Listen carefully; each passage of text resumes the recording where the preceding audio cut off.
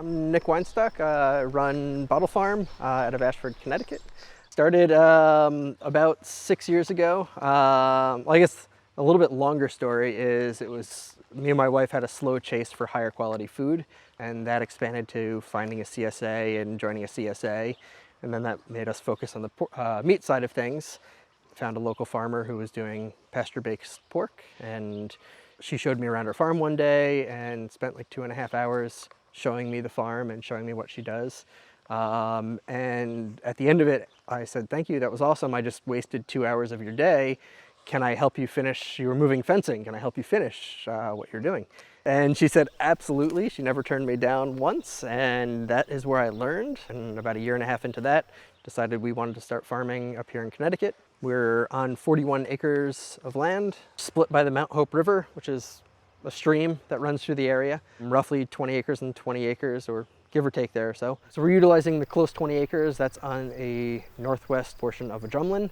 So we've got a lot of water flow, a lot of really great soils towards the top and really poor soils towards the bottom. About 3.5 acres at this point of open fields. The rest of the 20 or so that are inside my perimeter fence are woodlot that I'm slowly clearing out to be a silvopasture setup. So it's by no means silvopasture at this point, but it's transitional silvopasture. That's what I like to consider it. We're also converting some of our upper field back to a silvopasture too. We've got mostly apple trees, but an assorted fruit trees. The far 20 acres we're not doing anything with yet. Our initial business plan said we'd be growing all of our own supplemental feed we need over there, but realistically, now that I'm into farming, that's not happening. But that means I've got room to expand our grazing at some point. Vision for the farm, one, to see a profitable farm in the future is absolute main vision. I love working with the animals and moving them and dealing with them, but the more things I can make efficient and work, the faster I can get to building more infrastructure. I love it. That's what I do, is think about and tinker with and how to make this better and more efficient. So I would be looking to reinvest that back into the farm some way. At the same point, educating others that you can actually do this on smaller scale. We don't want to get huge. We don't need to make it this massive, super productive thing. I just want to get good, high quality product out to people, showing them that they can do it the right way. Finishing up the miscellaneous infrastructure, the farm well, water line, the road, even finishing my barn. Converting a lot of our customers over the next few years from off-farm sales to on-farm sales is huge. As seeing a sustainable way, basically, if I got to do an off-farm day for a market, that kills a day, plus, of packing, prepping, going to market setup, the market, unpacking, and then what do I barely need to do to get the farm survivable? There's no extra time on those days. So converting those customers back over to on-farm sales is key, and our plan for that is slowly convert at the end of season, having enough product to finish the season with, to continue to say, hey, just because the season's done doesn't mean you have to be done buying from me. Come to the farm. We're always open. Call and schedule an appointment.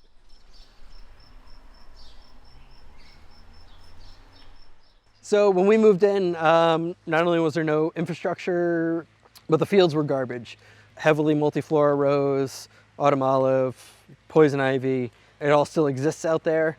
So just with animal control, we've converted over to a very diverse grass for sedge, a lot of orchard grass, and a lot of red clover, a little bit of white clover, a little bit of timothy. I did a lot of seeding early on, frost seeding with timothy, but then after realizing my soil pH was super low, that's not going to come up, I stopped. So I no longer seed in timothy until I can get that under control.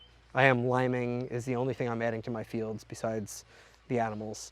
And I do that in the fall. I've been putting it on about 1.5 tons per acre by hand.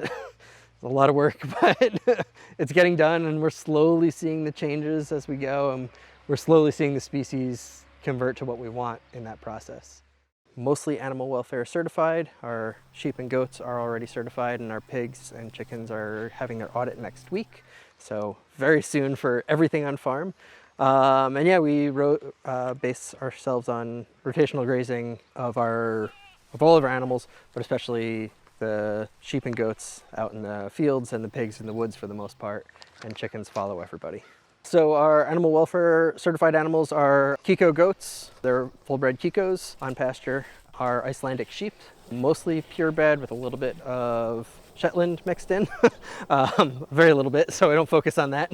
So they're rotationally grazed, intensively managed on pasture. And we're raising them mostly for meat, although we do pull fiber off of the sheep. We turn the fiber into socks that we resell at markets, and all the lambs that we harvest, we pull hides off of. So grass-fed, grass-finished. They are, during the summer, grass only. We use alfalfa pellets as treats. During the winter, they are on hay, and we supplement about a pound a day at most with a fermented alfalfa silage, alpha hay. And then we've got mixes of pigs. So our sows are Mangalista Berkshire crosses, and then we AI with large black. And they're rotationally grazed in the woods for the most part, but do overlap into the fields. And then we do about 100 to 150 layers of assorted heritage older breeds. I get them into areas where I really need pasture improvement. The chickens are just very time consuming. I pull them around in a 30-foot camper that has been completely gutted and modified for them. So they are mobile, their infrastructure is mostly attached to that, their water is separate. They bring people to the farm, they get people hooked, people love the eggs, that's extremely high quality. And then we eventually convert them, usually, to buying something else. So it's great in that aspect. Plus I look at chickens as, I'm never going back to buying eggs in the store. It's just too good. So I'm always gonna have 4 or 5 chickens, and how much additional work is 100. The pigs and the chickens are on a certified organic feed, even though we are not certified organic ourselves. We kind of believe in that sort of practice. They are also on a soy-free, corn-free, non-GMO feed. Well, of course it's non-GMO, it's certified organic. We wanted to say that we can farm without big industrial cropping, which really gets rid of soy and corn. I utilize the split that I have on the property between field and woods, or my conversion to silvopasture, a lot. So heat, drought, I've got the woody growth, I can put the small ruminants into the woods. If we got too much growth in grass, I can move my pigs from the woods onto the grass to help keep up. With the setup I have and gates everywhere, I can really push animals in any direction and get them to any point on the farm as in a matter of an hour. So I look at it that way, and because I've got so much flexibility with where I can put animals, and they don't just have to follow a very uniform path and, okay, maybe take them a day or 12 hours, I can move them across the farm. I don't find planning a year out or a full growing season is useful at all. So I plan 30 days out, usually at most. I have a general idea of once they hit this field, they're gonna most likely finish the loop. If I need to slow them down, I can throw them into the woods, or I can always cut across. But for the most part, they're gonna finish the loop. That gives me roughly 2 weeks. Typically 24 hours move, although sometimes 6 hours, sometimes 12 hours. Last week I did a 4-hour move. I really look at the pasture itself and see what it needs. I rarely go longer than 24 hours unless I intentionally made a very large paddock. And yeah, we'd never come back to a pasture quicker than 30 days, mainly for parasite issues, but that also definitely helps with grass growth. And usually it's closer to the 40, 45 day, but that varies depending on season and time.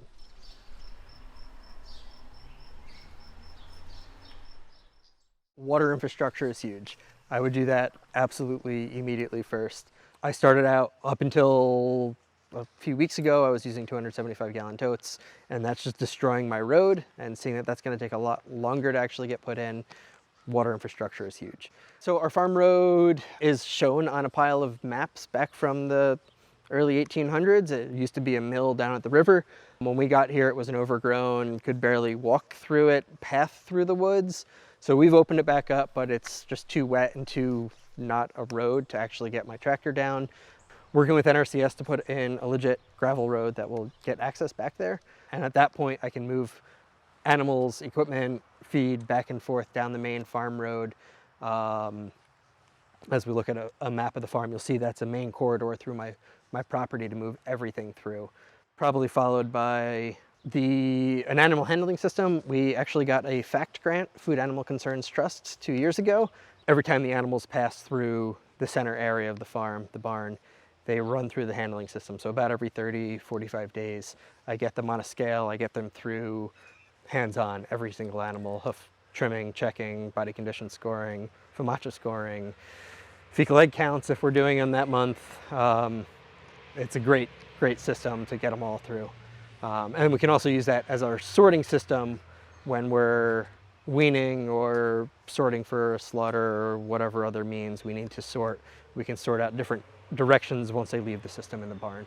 We actually got a grant for these too. The shelters behind me, the farmer I started with, we did a similar size shelter, but it was all out of hoop house and tarps. And I decided I don't want to rebuild my shelters every year. She was building them 2 or 3 times a year. Every time a storm rolled by, let's go find the shelter. Where is it and what damage does it have? I want to build it once, ever. So they're a bit heavier and a bit harder to move, but thinking other ways to do it than the simple way. I love looking at the fencing and how I approached it. We've put in almost a mile of perimeter fence, 4,800 linear feet, surrounding just about 20 acres. We've put in over a mile of interior fencing, breaking that up into roughly 1/2 to 1 acre paddock sizes for the most part through the woods. You know, NRCS designs fences and says this is how fences should be done, and it's high tensile wire and this and that, and on wooden posts driven this far apart with this type of end bracing. And I look at it and say, well, that's going to be really expensive. How can we rethink this design and redo this? So I'm on T-posts, which I can do myself. I don't need equipment. They're galvanized. They're going to last forever. I built a 100-year fence is the way I like to look at it. I'm solid panel. I'm electric inside and out. I'm using insulators that are a combination of fencing insulators and construction galvanized wire ties that we would use in rebar construction. So you're just looking at it differently.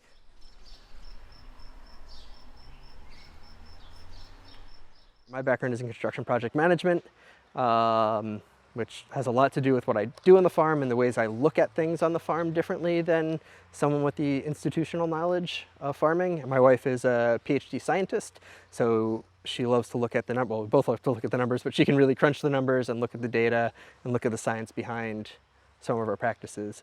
Our primary record-keeping software is FarmOS right now. It's an open source software. You can pay for it to be hosted for you, or you can host it yourself, which is what I'm doing, and then it's free. It has all of our moves, all of our feed, all of our harvests, eggs, meat, soil sampling we get records on, forage testing, both in the fields and from our hay. We wanted numeric values so we can track over time, body condition, which everybody uses a body condition score. We kind of made up our own. If we can get a number for it, we record it. How can you make educated decisions if you don't have the data to go with it? So I am the labor for the most part of the farm. This is my full-time job. My wife does have a off-farm job, but she is in the house. So if something does arise, emergency, whatnot, I can sometimes grab her away. I do get occasional farm help throughout the year. I've got a really close friend and a brother-in-law who comes down and runs a sawmill that we have on the property, so we can really work on some larger infrastructure projects. We've got a whole, as part of our animal welfare approved, we've got a whole almost 40-page management, health, and contingency plan that we have to have written as part of that. Certainly if I get sick short-term, small injuries, my wife can easily step in, take personal time off or sick time off that she needs to step in. She knows generally what's going on and is capable of doing everything on the farm.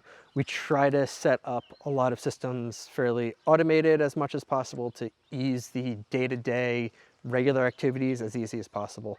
We'll take the chickens, for example. Even though I hate dealing with them, their coop door opens in the morning, it closes at night.